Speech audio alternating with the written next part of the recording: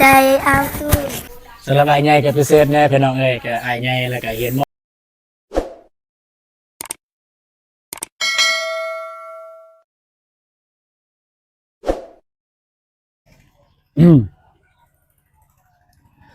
เอากราบทักทายสบายดีเบิร์ดสุขุนเด้อพ่อแม่พี่น้อง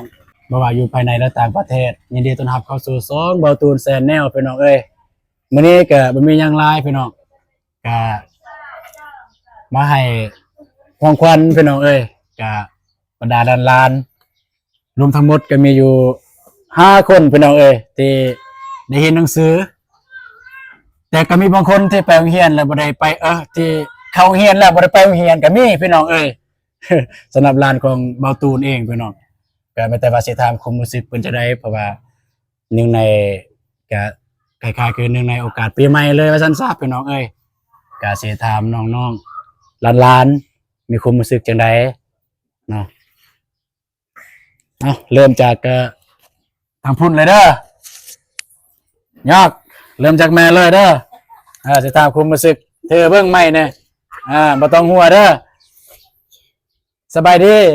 กล้องแต่สบายดีนบดีนี่สบายดีเบิ่งกล้องฮั่นสบายดีจับไม้จังสิได้แล้ววะนี่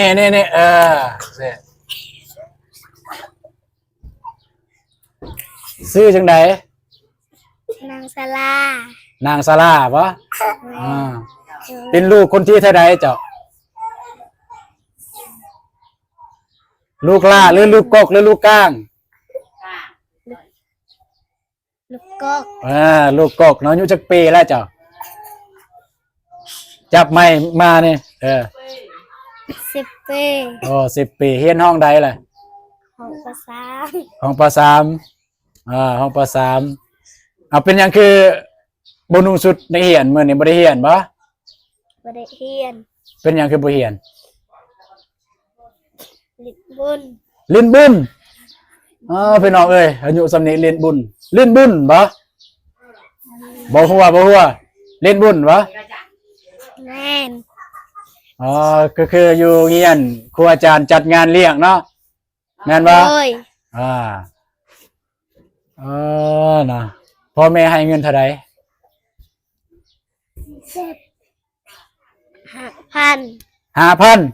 ใส่เบิ่งแหน่อยู่ในโต๊ะบ่ตอนนี้5,000อีหลีบ่ใส่5,000หั่นใส่เอามาโซ่ให้เบิ่งคือพี่น้องเอ้ยสิเบิ่งว่า5,000แท้บ่ทางน้องๆเนี่ยก็สำหรับลูกของเบาตูนนั่นแหละลูกของอ้ายโอ้พี่น้องเอ้ยลิ้นบุญจำนวนเงิน5,000 กีบพี่น้องลิ้นบุญเนี่ยพี่น้องเอ้ยเอาคนต่อไปมาจับไม้บ่ต้องหัวเด้อบ่บีบนี่นั่งดีๆนั่งซื่อ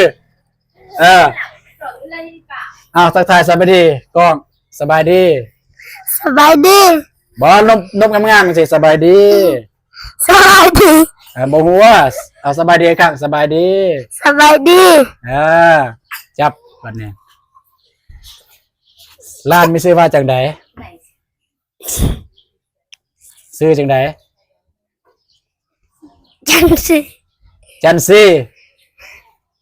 ดีๆแม่นกันว่าแม่นจังซี่จับเลยใหม่จังซี่เลยให้ติดชื่อจันซี่บ่ได้เรียนอยู่ห้องปอใดแหละป .4 โอ้เรียนห้องเดียวแม่นบ่แม่นอยู่โต๊ะเดียวกันเลยบ่อยู่เลยว่าคนละโต๊ะอยู่นำกันบ่อยู่ห้องเรียนบ่ได้อยู่นำกันเนาะคือบ่อยู่นำกันนั่งดีๆเบิ่งอยู่โต๊ะเดียวกันบ่ได้อยู่โต๊ะเดียวกันเนาะมื้อนี้เฮ็ดหยังมื้อนี้บ่ลิ้นบุญนี่เลยบุญอยู่ไสโรงเรียนโอ้อยู่เรียนบุญหยังบุญงานเลี้ยง งานเรียกอยู่อะไรงานเรียกในงานเรียกหนึ่งในโอกาสหยังงานเรียกงานบุญอีหยังนั่งดีๆนั่งดี บุญปีใหม่ ๆบุญปีใหม่เดี๋ยวนี้บ่สุดไปเล่นบุญปีใหม่ แม่น คือบุญนุ่งสุดแบบงามๆสุดแบบเล่นปีใหม่ฮะ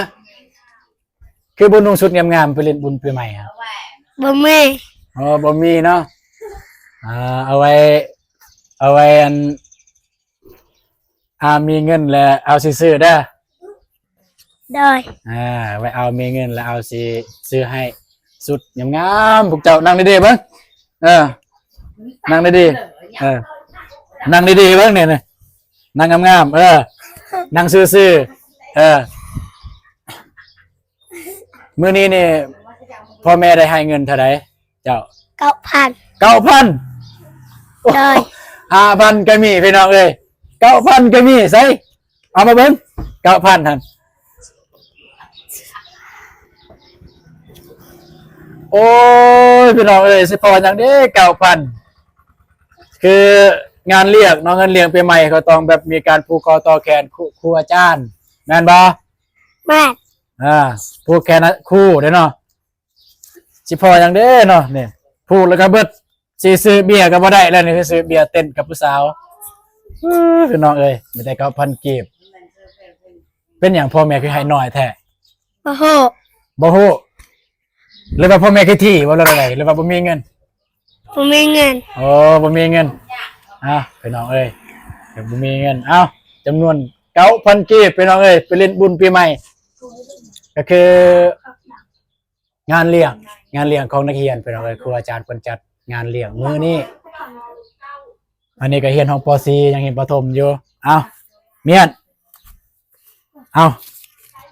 คนต่อไปพี่น้องเอ้ยคนต่อไปเนี่ยตัวตึงของทีมเลย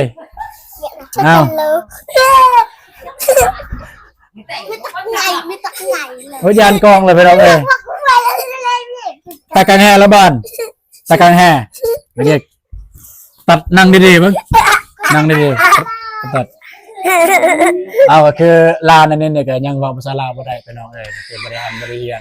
ใหญ่ปานนี้ยังบ่ได้เรียนก็คือสิถามภาษาท้องถิ่นเลยภาษาของอาตูนเองเราน้องแม่ฮะbertat Pepe arau nome hah arau nome ya pe arau nome pe arau nome no ดูประจ kami jam no ตายแล้วพี่น้องเอ้ยมันจะเสียลำเวลาอยู่นี่แหละบ่ฮู้ตอบฮอดคำถามของอาตูนเนาะแต่ว่าผ่านไปคนต่อไปอยู่นี่นั่งบ่ให้เงินเด้อคันสิแลนี่สิบ่ให้เงินเด้อนั่งบ่ปากำเดินไปขยับตะแกรงลาว นั่งเลยเด้สบายดี สบายดี นบก็นบ ส ก็ บายดี ร้านซื้อจังใดเด้ เล่นชื่อนางลีตา บ่แม่นเท้าเนาะเอ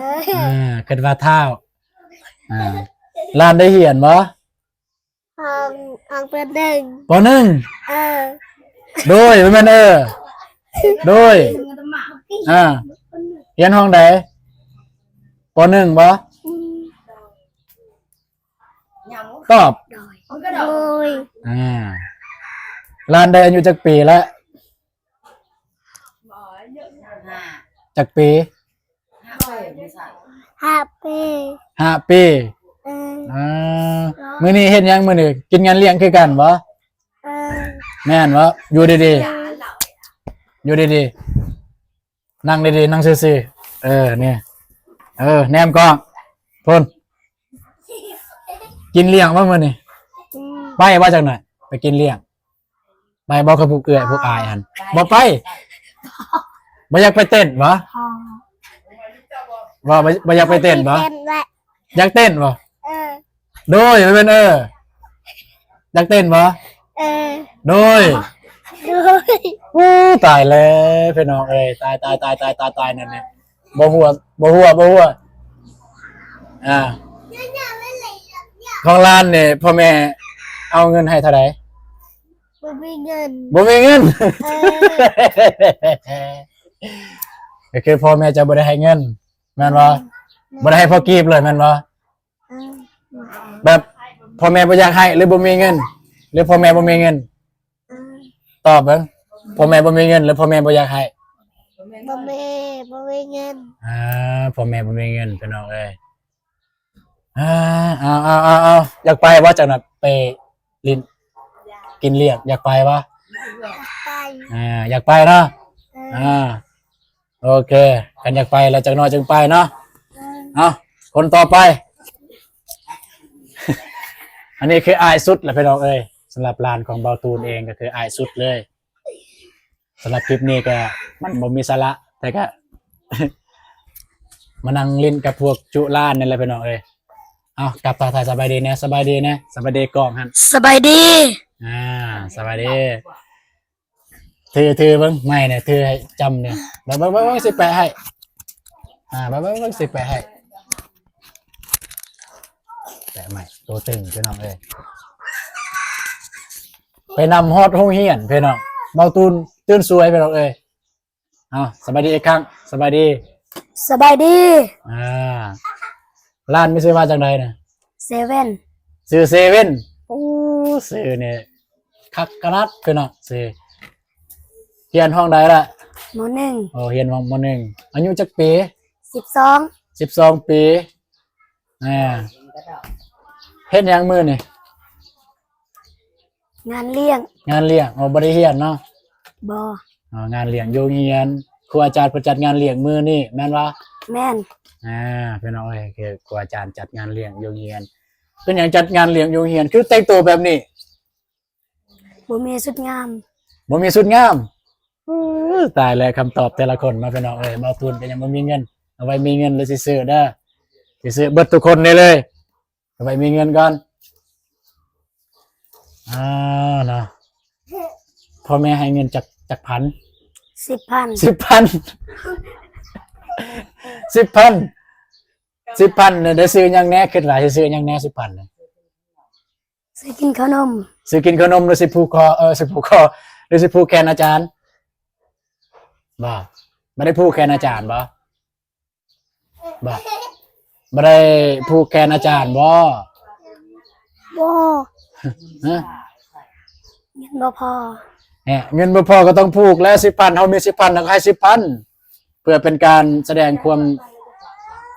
ฮักต่อครูอาจารย์เขาสิสอนเฮาเด้เราก็ต้องผูกแขนอาจารย์คนใดที่แบบอย่างน้อยก็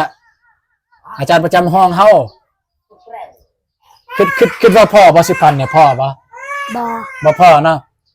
แบบบ่พ่อเราไปกินงานเลี้ยงกับบ่พ่อเนาะ10,000เนี่ยแม่นบ่ แม่น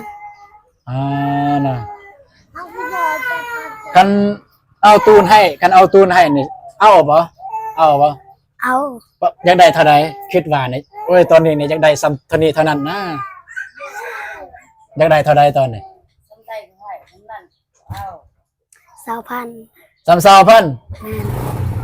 พอดีแล้วบ่20,000น่ะ พอดี พอดีบ่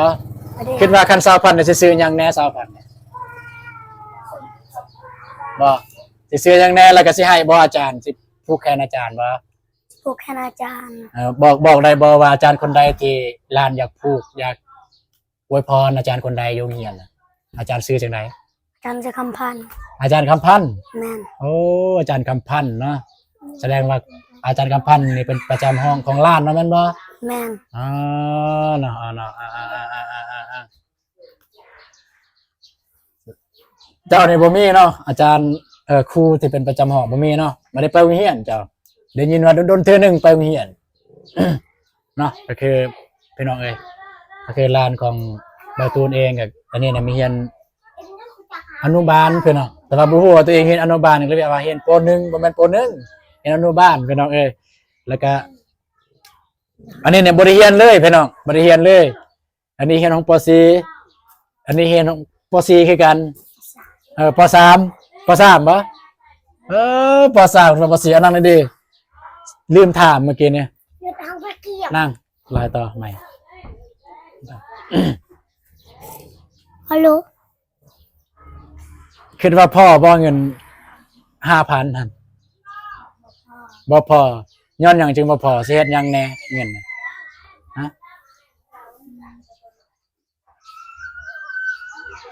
บ่สิผูกแขนอาจารย์สิผูกแขนอาจารย์สิผูกแขนครูเบิ่งบ่ได้ยินเสียงลืมเลยเอาถือคิดว่าพ่อบ่เงิน 5,000 หั่น บอ บ่พอเนาะอยู่ดีๆเบิ่งถอดแมสเลยถอดแมสบ่พอเนาะน้องพี่น้องเอ้ยเงิน 5,000 มันสิพอจังได้เงิน 5,000 นี่ผูกแขนอาจารย์ครูก็เบิดละเพราะว่าครูอยู่ในโรงเรียนก็บ่ได้มาแต่คนเดียวเนาะก็ 5,000 ก็ผูกแขนแต่ผูกแขนครูได้แล้วก็บ่มีหยังซื้อเลยขนมไม่หยังคันเอาให้นี่เอาบ่ เอา คันเอาให้นี่เอาเนาะ เอา ประมาณอยากได้จักพันตอนนี้อยากได้เติมจักพัน 10,000 10,000พ่อบ่10,000 พอ พอแล้วเนาะ10,00010,000คันได้10,000นี่สิเอาไปเฮ็ดหยังแหน่10,000นี่ เจปลูกแคนเซาโก ผูกแขนสาวคู่ โดย แล้วก็เฮ็ดหยังแหน่บ่อยากซื้อกินบ่ ยาก ยากเนาะเอาอยู่ดีๆเบิ่งเอาคนต่อไปเมื่อกี้ก็พี่น้องเอ้ยเมื่อกี้นี่ก็ได้ถามแล้วแต่ว่ายังถามบ่เบิดเนาะเอา อย่าเยอะหนกให้กระ เอาจับดีๆจับนี่ตื่นก็ไม่กระ บ่ถึกแล้วนั่นนี่ละนี่จับมานั่นละ เอาหนกให้กระก็ได้ ของร้านเนี่ยเงินเนี่ยเท่าไหร่ 9,000 แม่นบ่ แม่น คิดว่าพ่อบ่เงิน 9,000 นั่น บ่ บ่พอเนาะสิเฮ็ดหยังแหน่เงินนั่น เจให้เซาโก จะให้สาวคู่อยากได้เติมเท่าไหร่คิดว่านะคันมีเงินนะอยากได้เติมเท่าไหร่อยากได้อีกเท่าไหร่ 10 10,000 อีก ได้ เป็น 19,000 ได้ โอ้พี่น้องเอ้ยอยากได้เติมอีก 10,000 กีบพี่น้องเอ้ยบ่ลายยายห่างพี่น้องเอ้ยเบาตูนก็มา โอเคทุกคน สำหรับเบาตูนเองก็บ่มีเงินกี่กันก็ ต้องขอบอกเข้าใจผู้ใหญ่ใจดีทางพุ่นและก็เพิ่นบ่อยากเอ่ยนามเพิ่นก็ฝากนำเบาเจ็บพี่น้องเอ้ยเพิ่นก็ได้ให้ค่าน้ำมูกน้ำมัน ทางเบาตูนแล้วก็เบาอนงอันนี้มันสีแจงตัวนั้นเลยพี่น้องเอ้ยก็คือมีแม่ผู้หนึงเพิ่นฝากให้เติมน้ำมันรถเพื่อเป็นการไปซอยเรือพี่น้อง300 บาทเพิ่นให้ทางเบาตูนแล้วก็เบาอนงแต่ว่าเงินจำนวนนี้ก็เบาตูนสิใช้ในการเดินทางก็คือมื้อนี้ก็มีแผนสิเดินทางไปเมืองกะลืมพี่น้องเอ้ยไปทางบ้านไฟไม้หั่นก็ไปกับทีมงานก็หลายคนเอาน้องนี่ดิก็หลายคนกับทางเบาไอ้เบาเตียงทองเบาหลีแล้วก็ไอ้เบาเหย้าแล้วก็ไอ้เบาอนงแล้วก็เบาเจ็บพี่น้องเอ้ยก็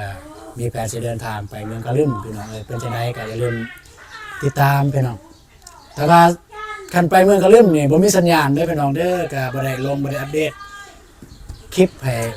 พ่อๆแม่ๆหรืออ้ายๆได้เบิ่งเด้อพี่น้องเด้อเพราะว่าทางนั้นก็บ่ค่อยมีสัญญาณตั้งบ่มีเลยสัญญาณเนี่ยสัญญาณโทรก็คือบ่มีตั้งบ่มีเลยสัญญาณเพราะว่าเบาตัวก็เคยไปเที่ยวนึงแล้วกับเบาเจ็บไปตอนนั้นไปส่วนเดือน2ไปกับไปช่วยเรือคือกันพี่น้องเอ้ยไปช่วยเรือเพิ่นอยู่หั่นก็ไปเบิ่งไปเยี่ยมยามเพิ่นไปเบิ่งสภาพความเป็นอยู่เพิ่นเป็นเท่าใดหั้นนะก็เบาตูนกับเบาเจ็บก็ได้ไปแต่ว่าในเมื่อเกิดอุบัติเหตุจังซี่อัคคีไฟว่าซั่นซะเกิดอัคคีไฟทางพี่น้องทางมือสลุยหั่นก็ทางทีมงานเฮาก็ได้ประสานหากันก็ได้ปรึกษาหารือว่าสิไปก็ได้ตกลงกันว่าสิไปมื้อนี้เพราะว่าไอ้บ่าวเตียงทองเพิ่นว่าสิไปมื้อนี้เอาสิไปมื้อนี้พี่น้องเอ้ยแต่ว่า เงินจำนวนที่สิให้พวกหลานนี่ก็เป็นเงินของบ่าวตูนเองนะพี่น้องเด้อ เงินที่เบาตูนสะสมพี่น้องที่สำหรับเบาตูนเองก็ได้เฮ็ดเวียกอยู่หนองเป็ดพี่น้องก็มีแขกแน่เพิ่นก็ได้เอาให้เบาตูนแน่เบาตูนก็สะสมมี10มี20อย่างเบาตูนสะสมแน่แล้วก็เงินเดือนของเบาตูนแน่แต่สะสมก็มีบ่หลายพี่น้องเอ้ยก็บ่ได้ให้แบบผู้ใหญ่บ่ดอกฮอดพ่อฮอดแม่ของนันลานนี่ฮอดแล้วก็ทางแม่ของเบาตูนเองก็บ่ได้ให้บ่ได้หยังนะพี่น้องเอ้ยเพราะว่าเมื่อใช้ในการเดินทางเนี่ยไปหาไทยคลิปซอยเรือพี่น้องเลยก็จะเงินจำนวนนี้ก็มันเงินของเบาตูนเองพี่น้องก็สิให้พวกร้านนี้พลสิพลสาวพันเพื่อเป็นการว่าจังไงมีกำลังใจพี่น้องเลยเพื่อเป็นการมีกำลังใจในการทำการเฮียนพี่น้องในการทำการเฮียนแล้วก็มีเงินมาซ้ำซะมีเงินได้ซื้อของขวัญซื้อของขวัญให้อาจารย์สอนหรือเบาคู่สาวคู่พี่น้องเอ้ยก็เพราะว่ามื้อนี้ก็เป็นงานเลี้ยงของโรงเรียนบ้านเฮา เอาก็ไม่ได้ว่าสิให้เลยพี่น้องแล้วก็ต้องขอโทษหลายๆเด้ออยู่นางงานแหละแล้วก็ต้องขอโทษหลายๆเด้อพี่น้องที่เบาตูนนุ่งทรงขาสั้นพี่น้องเอ้ยก็มันตั้งใจเพราะว่าเบาตูนหากับลูกแต่นอนปกติเนี่ยเบาตูนกันบ่ได้ไปใส่เบาตูนก็สำนีเบาตูนยังบ่ทันได้ลุกเพราะว่าตอนเด็กก็ตัดคลิปที่ถ่ายไว้แล้วก็สิลงพี่น้องแต่ว่ามื้อนี้ก็ฮู้ข่าวว่าพวกล้านเนี่ยสิไปงานเลี้ยงก็เลยได้ลุกแต่เช้าแต่บ่ทันก็ยังไปนำเอา2คนนี่กับนี่ไปนำเอาอยู่เฮียนเพราะว่าไปแต่เช้าย้อนสิไปแต่เช้าไปซอยเวียกบ่อยู่พุ่น แม่น โอ้ไปซอยเวียกเพราะว่าไปซอยเวียกไปเฮ็ดกินเฮ็ดยากนะพอตูนจะสิให้พวกล้านนะ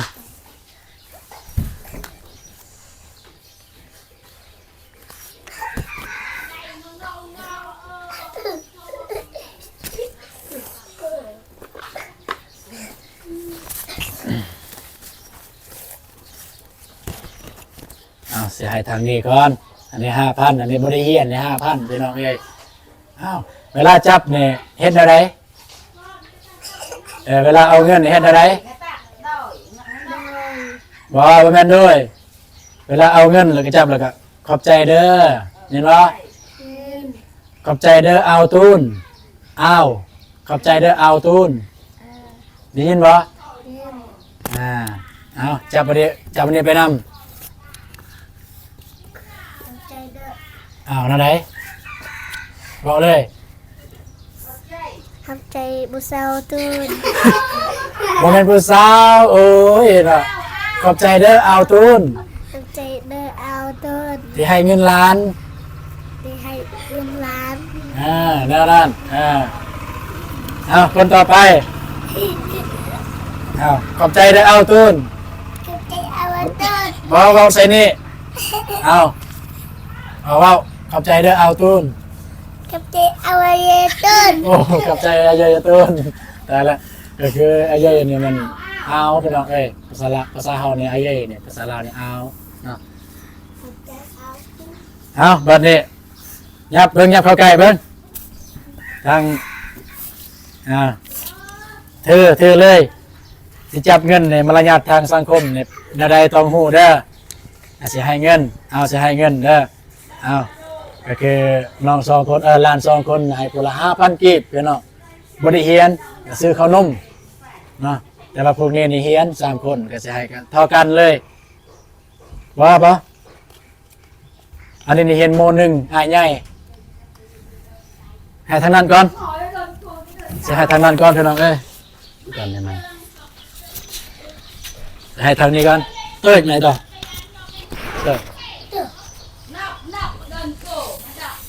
สิให้ทางนี้ก่อนเด้อสิให้จับเบิ้งใหม่เนี่ยฟังหูเด้อเบาหน้าใดเด้ออยู่ดีๆเบิ้งอยู่ดีๆเด้อกันบ่อยู่ดีๆแล้วสิเอาเงินคืนเด้อ50,000 กีบพี่น้องเอ้ยอย่ามานี่บ่เห็นอย่ามาเลยอย่ามานี่ย่ามานี่เลยมานั่งนี่เลย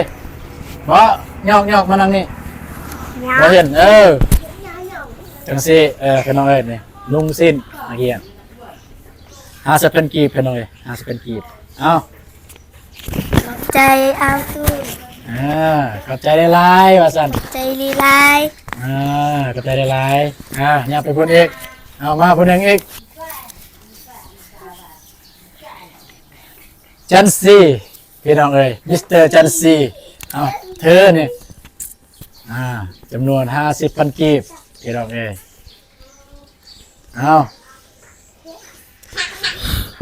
บ่หัว ขอบใจหลาย อันนี้นี่จะได้เนี่ย ๆขอบใจเอาตูน ขอบใจ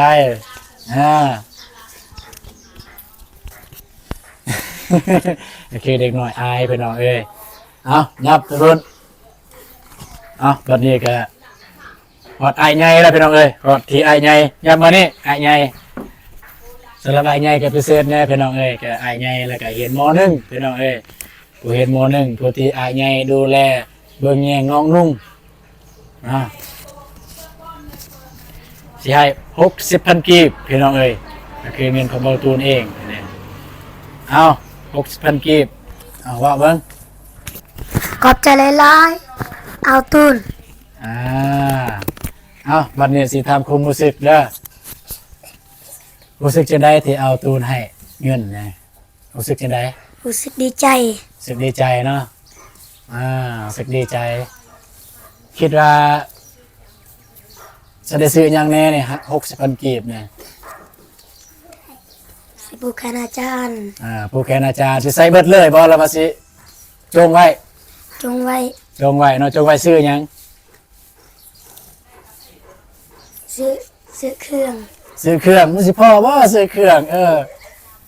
ซื้อขนมพ่ออยู่ซื้อขนมซื้อเครื่องมาพ่อเนาะ60,000กีบนี่สิแล้วก็หมดแล้วเนี่ยเอาขอบใจเอารู้สึกจะได้แน่ที่เอาเงินให้เนี่ยว่า คือจ ใช่แล้วพี่น้องเอ้ยตามความรู้สึกเนี่ยครับบูฮู้พี่น้องเอาพาเลยทางอันนี้น้องน้อยๆ2คนเนี่ยบูฮู้ตอบในสถามนี้รู้สึกจะได้แน่ที่เอาเงิน ำ ให้ สึก เลย ดี มีแต่รู้สึกดีป่ะ โดย บ่ได้รู้สึกดีใจป่ะมีแต่รู้สึกดีซื่อๆป่ะ สึกดีใจ รู้สึกดีใจขอบใจเอารู้สึกจะได้แน่ที่เอาเงินเอาเงินให้เนี่ย รู้สึกดีใจ รู้สึกดีใจเนาะโอเคทุกคนก็ฟังเด้อท้ายสุดท้ายนี่ก็เอาก็บ่มีหยังหลายสิที่จะเว้าอยู่ดีๆที่จะเว้าพวกหลานๆฟังไม่แต่ว่าก็เป็นคนดีเด้อเป็นคนดีของพ่อแม่พ่อแม่ใส่ก็อย่าสิค้านหลายอย่าสิค้านหลายเด้อเวลาพ่อแม่ใส่เห็นบ่เวลาพ่อแม่ใส่ก็อย่าสิค้านดุหลายก็อย่าสิขี้ค้านต้องดุเห็นบ่ต้องดุเด้อเวลาพ่อแม่ใส่อีหยังก็ต้องดุเลิกโรงเรียนมานี่เฮ็ดหยังเอาถามเลิกโรงเรียนมาออกมั้ย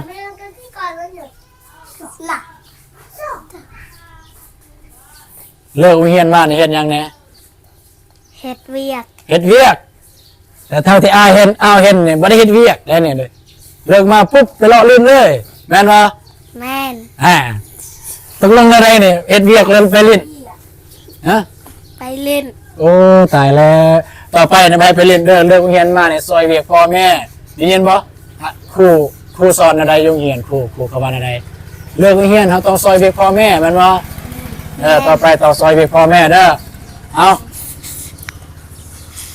เลิกโรงเรียนนี่เฮ็ดหยังแน่เลิกโรงเรียนน่ะ เฮ็ดเวียก เฮ็ดเวียกแต่ว่าคนเป็นจริงนี่ได้เฮ็ดเวียกอยู่บ่เลิกโรงเรียนเนี่ยแต่ละเทื่อ ว่า โอ้ตายแล้วเลยน้องเอ้ยบ่ได้เฮ็ดเวียกแต่ละคนเนี่ยตายเป็นหยังคือบ่ซอยเวียกพ่อแม่ บ่เฮ็ดเวียก ต่อไปเนี่ยต้องเฮ็ดเด้อยินบ่ โดย คันพวกหลานเฮ็ดต่อไปเนี่ยมีเงินแล้วสิให้อีกแล้วก็สิซื้อเครื่องงามๆให้นุ่งแบบคือกันเลย โดย อยากได้บ่ อยาก โอเคคันอยากได้เลยเฮ็ดเวียกเด้อบ่ต้องเลาะลิ้นหลายเห็นบ่ โดย เอาอ้ายใหญ่สิถามอ้ายใหญ่ อันใหญ่ อันนี้ก็ซื้อเซเว่นพี่น้องเอ้ยแต่ว่าเฮาก็ ซื้อข้าวเฮียนแมันเซเว่นแต่ว่าซื้อเล่นอยู่เฮือนเขาก็เอิ้นโยอ่า เรียน ปกติในได้ซอยหยังแหน่พ่อแม่เฮ็ดเวียกนี่ เสียหน้า เสียหญ้าก็ได้เสียหญ้าแท้อยู่บ่ได้เสียอยู่บ่ เสีย อ๋อได้เสียหญ้าบ่ได้เบิ่งงัวเบิ่งควายอยู่บ่ เบิ่ง ได้เบิ่งงัวเบิ่งควายนํเวลาเลิกเรียนได้ซอยเวียกพ่อแม่อยู่บ่ บ่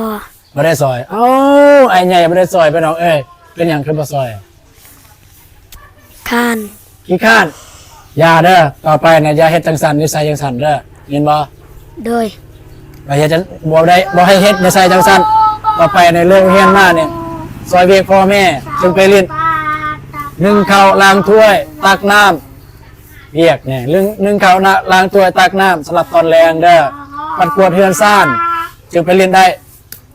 ตื่นเช้ามาเนี่ยก็ตื่นแต่เช้า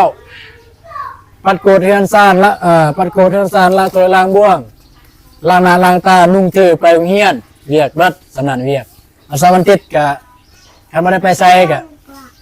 อยู่เฮือนแต่คันพ่อแม่พาไปก็ไปยินบ่เอาตอบพร้อมกันเลยยินบ่ เงิน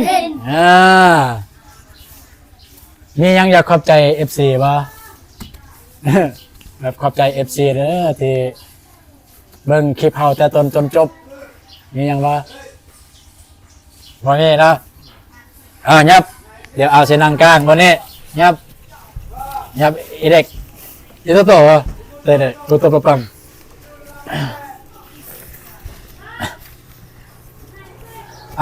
ทุกคนเลยเมื่อกี้นี้ก็คลิปนี่ก็คล้ายๆคือแบบมันมีสาระอย่างพี่น้องแต่การเอาทุนไม่ได้เฮ็ดหยังนะก็เลยมีแนวคิดว่าแต่วันนี้แหละว่าสิเฮ็ดแบบสิเอาเงินให้ล้านนะเพื่อเป็นการกำลังใจในการทำการเรียนพี่น้องก็เฮ็ดเวียกเฮ็ดงานแล้วก็บางตัวเองก็มีเงินแน่ก็เงินเก็บแน่เงินเก็บก็บ่ได้หลายบางตัวมีเงินเก็บบ่ได้หลายคือจะทำให้ก็บ่ได้หลายเทื่อหรอกแต่เทื่อเดียวนั่นแหละที่ได้ให้ล้านเนี่ยมันได้เทื่อเดียวมันได้เทื่อเดียวนั่นแหละได้ให้ล้านนะแต่ว่าก็ได้ใช้ตลอดใช้เวียกน้อยใช้เวียกอย่างก็ได้ใช้ตลอดก่อนอื่นหมดก็ต้องขอบใจ ก่อนอื่นหมดก็ต้องขอบใจพนมมือนบเด้อก็ก่อนอื่นหมดก็ต้องขอบใจผู้ใหญ่ใจดีที่ซัพพอร์ตพวกน้องพวกหลานพวกลูกแล้วก็ทีมงานอาจจะบ่ได้ซัพพอร์ตเบาตูนโดยตรงแต่ว่าซัพพอร์ตทางทีมงานทางเบาเจ็บเบาอนงทางผู้ใหญ่ใจดีหรือทางใดก็แล้วแต่ถ้าผู้ใดมีจิตใจอยากซอยเหลือคนละเล็กคนละน้อย10-20,000หรือ10 บาท20 บาททางเบาตูนเองก็ยินดีเป็นสะพานบุญให้เด้อเพราะว่าทีมเบาตูนนี่ยังก็ได้ไปซอยหลบซอยเรือแถวเขตนั้นก็เอาก็บ่มีเงินซอย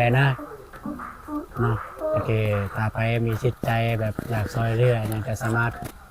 ติดต่อหาทางเบาตูนหรืออยากติดต่อหาทางทีมงานเลยก็ได้พี่น้องสุดท้ายนี้ก็ขออวยพรมายัง ผู้ใหญ่ใจดีขอมีสุขภาพแข็งแรงอายุมันคนยืนปรารถนาสิ่งใดก็ขอให้ได้สิ่งนั้นสวัสดีปีใหม่เด้อสำหรับปีใหม่นี้ก็ขอแต่มีความสุขความเจริญ